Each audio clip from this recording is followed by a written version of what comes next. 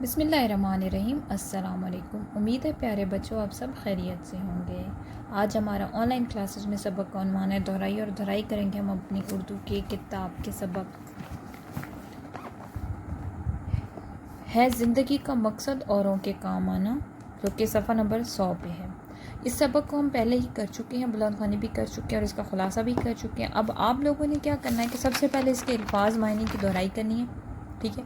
اس کے بعد آپ لوگوں نے ایک پیراگراف میں لکھنا ہے کہ ہے زندگی کا مقصد اوروں کے کام آنے سے کیا مراد ہے۔ اس سبق کو ایک بار پورا پڑھیں گے، جب آپ کو اس کی سبق کی سمجھ آ جائے گی تو آپ لوگ اس کو ایک پیراگراف میں ایکسپلین کریں گے یا بتائیں گے کہ ہے زندگی کا مقصد اوروں کے کام آنا کا کیا مطلب ہے۔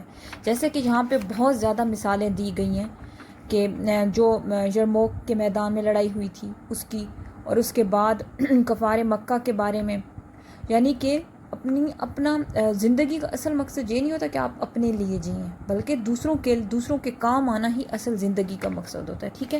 تو آپ لوگوں نے ایک بار پورے سبق کو پڑھنا ہے، اور اس کے بعد آپ لوگوں نے اپنے الفاظ میں لکھنا ہے کہ اس سبق میں اصل میں کیا مطلب اس سے کیا مراد ہے۔